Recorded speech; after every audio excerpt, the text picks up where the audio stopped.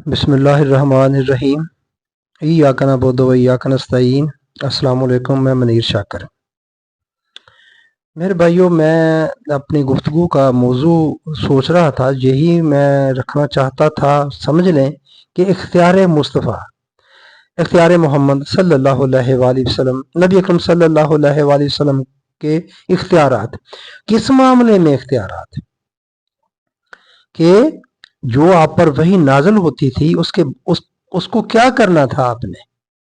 इस पर खैर बहुत सारी इख्तियार मुस्तफ़ा पर मैंने किताब देखी, पढ़ी नहीं, देखी हैं और बाकी सुनी हैं। बहुत सारी बातें हैं, बहुत लंबी चौड़ी कहानियां हैं बनाई हुई हमने अपने तौर पर। उनको डिस्कस करना मेरा मकसूद नहीं है, मैं नहीं करता। लेकिन अच्छा, एक और बात भी हमने खुद साख्ता मसनूई तौर पर ही वो बनाई हुई है। शान नबी की बेशक बहुत बुलंद है, मगर जो चीज़ें अल्लाह ने एक तरह से मना फरमा दी हैं, उनके बारे में भी कह दिया तो बस फिर वो मना है। इसमें अगर उसमें अगर कोई बंदा कहे, मैं पहले भी मिसाल दे चुका हूँ, कह चुका हूँ कि अगर अल्लाह ने कहा कि नबी तुम अगर फौत हो जाओ या कत्ल हो जाओ, तो हमें ये कहने में क्यों आर महसूस होती है कि हम कहें कि नबी अगर कत्ल हो जाए हैं, हम लफ्ज़ शहीद ही वहाँ लाएंगे, लाते हैं। अरबी में अगर कत्ल है तो कोई मसला नहीं, हम भी कत्ल कह लें, फिर शायद कोई और मिसाल भी आ जाती है। मकर का लफ्ज आता है, चाल चलना है, और अरबी में तर्जमा ही उसका ये बनता है। हमारा पंजाबी में मतलब मकर का और मानी हम उर्दू में और लेते हैं, ये फर्क आता है। अब देखें, एक बंदरा नायक गारबन श्रीलंका की कोई वजीर आजम हो गुजरी है औरत थी, बंदर, और इस तरह ही सऊदी अरब का एक बंदा अब भी शायद है, बंदर उसका नाम है। तो मेरे फिर क्या हुआ जी, है वो तो उनके नजदीक पता नहीं बंदर का क्या मानी बनता होगा। ये हमारे उर्दू में या पंजाबी में बोलते हैं बंदर कह देते हैं। तो इसलिए कि ये जो अल्लाह ने कहा है, अगर जो लफ्ज अरबी में आए हैं वही लफ्ज बोल देने में कोई आर नहीं। खैर, इख्तियार मुस्तफ़ा सल्लल्लाहु अलैहि वसल्लम या जो भी आप इसको नाम दे ले, मैं कहता हूँ, करना अर्ज ये करना चाहता हूँ कि जब नबी अकरम सल्लल्लाहु अलैहि वसल्लम पर ये वही नाजिल हुई, कुरान नाजिल हुआ, हो रहा था, होता रहा, तो आप उससे बाहर नहीं जा सकते थे, आप नहीं गए। जबर जेर का भी फर्क नहीं डाला आपने, कोई कमी बेशी नहीं की। ये बात मैं असल में आपको कहना या समझाना चाहता हूं। अगर इसके अलावा आपको किसी कहानियां लोग सुनाए कोई, तो आप यक कलम जुम्बश उसको रद्द कर दें कि नबी ने काम किया ही वो है जो कुरान ने कहा है, जो कुरान में आया है, और वही दीन है। ये बात दीन क्या है, को पूछे हमसे दीन क्या है, तो ये जो कुरान है अब हमारे सामने, ये दीन है, इससे निकालना है। नबी ने भी इस पर अमल किया, ये अहम बात मैं करना लगा। हमने भी इस पर अमल करना है। नबी ने भी इस पर अमल किया और आगे इस पर अमल करने की तबलीग की, तलकीन की, ताकीद की, इस पर अमल करने की और खुद करके दिखाया, खुद करके दिखाया और हमें करने की तलकीन की, और इसको आगे बढ़ाया, लोगों तक फैलाया। नबी ने सल्लल्लाहु अलैहि वसल्लम अपने दौर के हालात और तकाजों के मुताबिक उस वक्त जो मुयस्सर वसाइल थे उनको बरूए कार लाकर, और जो आपके साथी थे उनसे मशवरा करके इसकी तनफीज की, इसको नाफज किया। किसको? कुरान को। किसको? ये अल्लाह की हुकूमत, इसे कहेंगे इस्लामी हुकूमत। जब इस्लामी हुकूमत की बात करते हैं, किसकी हुकूमत? अल्लाह की हुकूमत। तो अल्लाह की हुकूमत, अल्लाह तो हुक्मरान है, ऑलरेडी हुक्मरान है, बादशाह है सब सारे कायनात का, जानों का। कुरान की हुकूमत ये होगा इस्लामी हुकूमत से मुराद। हमने बड़े नाम रखे हुए हैं इस चीज के, इस्लामी हुकूमत, निज़ाम मुस्तफ़ा, मुस्तफ़ी इनकलाब, और पता नहीं क्या करना, नफाज शरीयत, ये जो मर्जी कर लें, जिधर मर्जी चले जाएं। आखिर ये बात कुरान है, इसकी हुकूमत होगी तो बाकी सब कुछ आप जो मर्जी नाम रख लें वो होगा। इसकी हुकूमत होगी तो अल्लाह की हुकूमत कहलाएगी। तो मैं ये कहना चाहता हूं कि नबी अकरम सल्लल्लाहु अलैहि वसल्लम ने जो आप पर नाज़िल हुआ, जो नाज़िल, और वो जो नाज़िल हुआ आप पर, वो हरफ हरफ, लफ्ज लफ्ज زبر زیر کے ساتھ آج ہمارے پاس محفوظ ہے، کیونکہ اللہ تعالیٰ نے اس کی حفاظت کا ذمہ اپنے ذمہ لیا ہوا ہے۔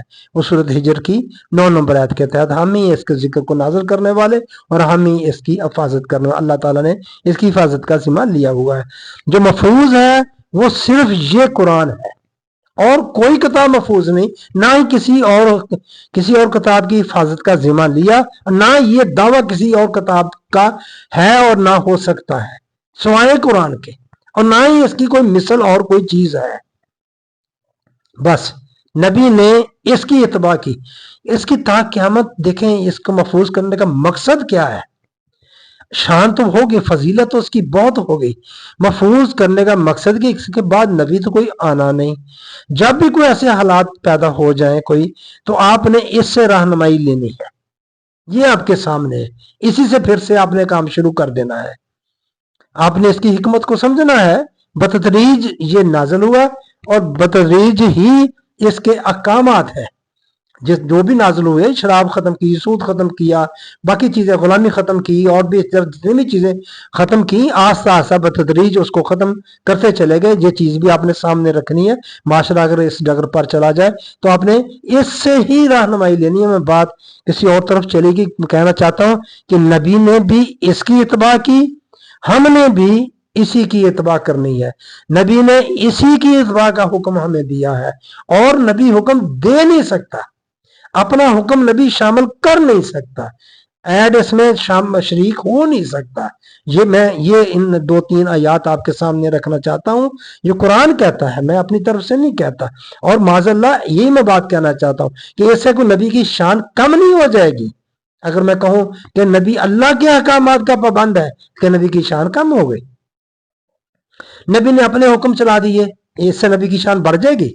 اب تو الزام لگا رہے ہیں اس طرح کہہ کے کہ نبی نے فلان حکم بڑھا دیا، فلان چیز ایسے کر دی، قرآن کا کچھ اور حکم تھا، آپ نے کچھ اور کر دیا، یہ تو آپ نے یہ تو غلط ہو گئے، توہین ہو گئی۔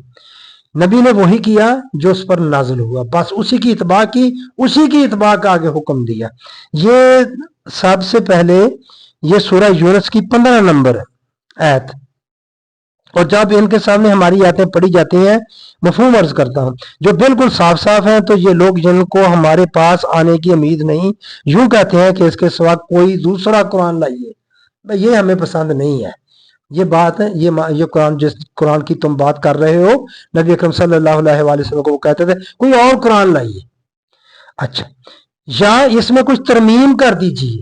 یہ بات قرآن ہے، دیکھیں ترجمہ، یہ قرآن آپ سورت یونس اور آیت 15 ترجمہ کوئی کھول کے دیکھ لیں، میں کھلی چھٹی ہے، کوئی میں کسی مسلک کی کسی فرقے کی بات نہیں کر رہا، فلاں ہی قرآن آپ دیکھیں گے تو آپ کو یہ پتہ چلے گا، نہیں، آپ جو بھی آپ کے پاس قرآن ہے، آپ کا جو بھی فرقہ مسلک ہے، آپ وہ قرآن کو کھول لیں، آپ ترجمہ اس کا کھول لیں، یا اس میں کچھ ترمیم کر دیجئے۔ آپ صلی اللہ علیہ وآلہ وسلم یوں کہہ دیجئے کہ مجھے یہ حق نہیں کہ میں اپنی طرف سے اس میں ترمیم کر دوں، بس میں تو اسی کا اتباع کروں گا جو میرے پاس وحی کے ذریعے سے پہنچا ہے۔ کتنی کھلی بات ہے، سری صاف بات ہے، کوئی الجھن نہیں اس میں پائی جاتی، بس میں تو اسی کا اتباع کروں گا جو میرے پاس وحی کے ذریعہ سے پہنچا ہے۔ اگر میں اپنے رب کی نافرمانی کروں تو میں ایک بڑے دن کے عذاب کا اندیشہ رکھتا ہوں۔ اس سے اور کھلی بات کیسے ہو سکتی؟ اللہ تعالیٰ فرما رہا ہے، نبی اکرم صلی اللہ علیہ وآلہ وسلم کی زبان مبارک سے آگے کہہ رہا ہے کہ تو ایسا کہہ دے، ایسا فرما دے، آگے یہ بات کر دے کہ میں اس میں نہیں کر سکتا، کسی قسم کی بھی ترمیم نہیں کر سکتا، اللہ کے احکامات میں نبی ترمیم نہیں کر سکتا، یہ عہد بتا رہی ہے۔ میں نے پہلے ایک بات کی تھی تو خیر آئی کر دی، کچھ نہیں، کوئی ایک آدھ بندے نے کہا یہ منکر حدیث ہے، اور کچھ نہیں، کوئی جواب نہیں اس کا کہیں سے بھی آیا۔ میں نے نماز کی بات کی تھی، صلات کی بات کی تھی، اس میں جو فرض ہے آپ سمجھتے ہیں کہ اللہ نے یہ حکم دیا ہے، وہ بھی میرا سوال ہے اپنی جگہ پر، کہاں اللہ نے وہ حکم دیا ہے، کریں چلیں، جو فرض ہے نماز میں وہ تو ہو گئے، کہ نبی نے اپنا حکم ساتھ کیسے ملا دیا؟ جو سنتے ہیں وہ تو پھر نبی کا ہو گیا نا، اضافہ کر لیا نبی نے۔ جسے ہم سنتے بولتے ہیں، جنہیں ہم سنتے بڑا اجتماع کرتے ہیں، وہ تو نبی نے، وہ تو ثابت کر دیا آپ نے کہ وہ آپ نے نبی کا عمل ہے، نبی اللہ کے حکم میں شریک ہو گیا۔ یہ قرآن کہہ رہا ہے کہ یہ قرآن ترمیم نبی نہیں کر سکتا، اختیار مصطفیٰ صلی اللہ علیہ وآلہ وسلم کو ڈیفائن کر رہا ہے قرآن۔ تو ان کو پتا ہوگا کہ لوگ کیا کیا کریں گے آگے، پچھلے انبیاء کرام کے ساتھ کیا کیا ہوا، ان کی باتوں کو کیا کیا بنا دیا، عیسائیوں نے عیسیٰ علیہ السلام کے بارے میں کہاں تک غلو کر دیا، چلے گئے۔ تو اللہ تعالیٰ نے اس لیے یہ بات فرما دی، بتا دی کہ اسی قرآن کی اتباع کرنی ہے۔ وہی قرآن نبی کے پاس تھا، وہی اب ہمارے پاس ہے۔ ہم نے جو اس وقت کے وسائل ہیں ان کو بروئے کار لانا ہے، میسر وسائل جو ہیں، اور جو لوگ مسلمان ہیں باہم مشاورت سے اس کی تنفیذ کرنی ہے، اس کو نافذ کرنا ہے۔ نبی نے اس وقت کیا، ہم نے اس کو کرنا ہے۔ وہاں سے مدد جو ملتی ہے لے لے، روایات ہیں کس طرح کیا، جو مدد ملتی ہے وہ لے لے، کرنا ہی صحیح ہے، نافذ اسے ہی کرنا ہے، قرآن کو کرنا ہے۔ تو یہ میں یونس کی 15 نمبر آیت آپ کے سامنے رکھنا چاہتا تھا۔ یہ ایک اور آیت وہ جو میں پہلے عرض کر چکا ہوں، وہ ہے یہ سورت آل عمران کی 79 نمبر، جس میں کہتا ہوں کہ وہ وہاں نبی فرما رہا ہے، اللہ کی زبان اللہ کہہ رہا ہے کہ اس میں ترمیم نہیں کر سکتا۔ تو یہ آیت اس کی تائید کر دی کہ کسی ایسے انسان کو جسے اللہ تعالیٰ کتاب و حکمت و نبوت دے، یہ لائق نہیں کہ پھر بھی وہ لوگوں سے کہے کہ تم اللہ تعالیٰ کو چھوڑ کر میرے بندے بن جاؤ۔ بندے بننے کا مطلب یہ کہ اس کا حکم ماننا، جس کے آپ حکم مانتے ہیں اس کے بندے ہیں، کہ میرے بندے بن جاؤ، بلکہ وہ تو کہے گا کہ تم سب رب کے ہو جاؤ، یعنی کہ سب رب کا حکم مانو، تمہارے کتاب سکھانے کے باعث اور تمہاری کتاب پڑھنے کے باعث، یہ تم سب ربانی بن جاؤ، اللہ کے بندے بن جاؤ۔ اگر نبی نے اپنا ساتھ کچھ اضافہ کر لیا تو وہ تو نبی شریک ہو گیا اس حکم میں، اس میں شریک ہو نہیں سکتا۔ نبی نے اتباع کرنی ہے، جو اس پر نازل ہوتا ہے، جو نازل ہوا وہی محفوظ ہے، اور جو محفوظ ہے وہ صرف قرآن پاک ہے، اس کے علاوہ نہیں۔ یہ بھی ایک بڑی عجیب بات ہے، قرآن کے باہر وحی کو ماننا، قرآن کے باہر کوئی وحی نہیں ہے۔ جبرائیل علیہ السلام جب بھی آئے یہ قرآن ہی لے کر آئے، کیونکہ اللہ تعالیٰ نے فرمایا ہم نے جو کچھ نازل کیا ہے ہم ہی اس کی حفاظت کرنے والے ہیں، اور وہی محفوظ ہے، اور محفوظ صرف قرآن ہے۔ یہ تو متفق ہے نا، سارے مکتبہ فکر کے جتنے بھی ہیں سارے اس بات پر متفق ہیں کہ قرآن ہی محفوظ ہے، تو اس کا مطلب یہی نازل ہوا ہے، اور یہ جبرائیل یہی لے کر آئے ہیں۔ جبرائیل کا کام ہی یہ ہے، اللہ کا پیغام لے کر آنا، ایسے سیر کرنے کے لیے نہیں آ جاتے، ایسے کسی بات کے لیے نہیں آ جاتے۔ یہ بات بھی بڑی سمجھنے والی ہے۔ تو میں یہ بات کرنا چاہتا تھا کہ نبی اختیار مصطفیٰ صلی اللہ علیہ وآلہ وسلم، اور یہ آپ دوسرا جو نازل ہوتا ہے آپ کا اسی پر ہی عمل کرنا۔ یہ سورۃ یونس کی 49 نمبر آیت بھی اسی حوالے سے ذرا کافی بہتر ہے۔ میں تو خود اپنی ذات کے لیے بھی اللہ کے قانون مشیت کے خلاف نفع نقصان کا کوئی اختیار نہیں رکھتا۔ اس میں بھی یہ لا املکو لنفسی ضرا ولا نفعا الا ما شاء اللہ، اللہ ماشاء اللہ پر کافی بات کی، جو مشیت یزدی میں طے ہو چکا ہے اس کے مطابق جو نفع نقصان بندوں کو ملتا ہے میں بھی اسی کا اختیار رکھتا ہوں، اس کو میں ہلا نہیں سکتا۔ ایسا نہیں ہو سکتا کہ نقصان دینے والی چیز والا کام میں کر تو مجھے نفع ہو جائے کیونکہ میں نبی ہوں یا کوئی بڑا بندہ ہے وہ کہے، اور یہ ہو نہیں سکتا کہ اللہ جس میں اللہ نے نفع رکھا ہے اور مجھے نفع نہ پہنچے، یہ نہیں ہو سکتا۔ یہ ایسا نہیں کہ اللہ مجھے زمائے گا کہ اس میں نفع والی چیز دی چونکہ تو نبی بڑے مرتبے والا تیری ازمائش کر لوں تو اس میں تیرے لیے میں نقصان کر دوں، یہ نہیں ہو سکتا، یہ نہیں ہوگا۔ تو بس میں یہ 3 آیات میرے بھائیوں آپ نے یاد رکھنی ہے۔ یہ 49 ہے سورہ یونس کی، وہاں ایک ہے وہ عرض جو میں کر چکا ہوں سورہ یونس کی 15 نمبر آیت، اور آل عمران کی یہ 79 نمبر آیت۔ یہ چیز ان سے ظاہر ہوتا ہے، واضح ہوتا ہے کہ جو کچھ آپ پر نازل ہوا وہ آپ اسی کی اتباع کرتے تھے۔ مجھے سمجھ نہیں آتی، کوئی لفظ ایک بولتے ہیں، مجھے اگر آپ لوگ میری رہنمائی کر دیں تو آپ کی بہت مہربانی ہوگی، کہ آپ بولتے ہیں لوگ آپ وجہ تخلیق کائنات ہے نبی اکرم صلی اللہ علیہ وآلہ وسلم۔ مجھے اس بات کی سمجھ نہیں آتی، میں صرف اتنی بات کہوں گا کہ اس سے کہنے سے کیا ایسا ہے کہیں قرآن میں ذکر ہے کہ ہم نے کائنات کو بنایا ہی اس لیے ہے کہ نبی تمہیں پیدا کرنا تھا یا تمہیں بنانا تھا، یا جو بھی سمجھتے ہیں؟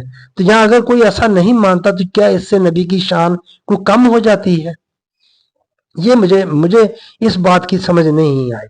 وہ اب یہ بات کرنی کہ اس نے یہ کائنات بنائی کیوں، میرا اس پر جو میں سمجھتا ہوں یا میرا ہے عقیدہ یہ کہ ہم اس پر ہم سوال نہیں کر سکتے اس چیز کے بارے میں، چونکہ اس نے جیسا چاہا ویسا بنایا، کر سکتا ہے وہ جو اس وقت عالم امر سے عالم خلق جب اس نے بنایا تو اس نے اپنی مرضی سے بنایا، اپنی مشیت، اپنا ہر چیز راضی تھا اس پر، اس کے اپنی رضامندی سے اس نے بنایا، خوشنودی سے بنایا، جو بھی اس کو نام دے لیں۔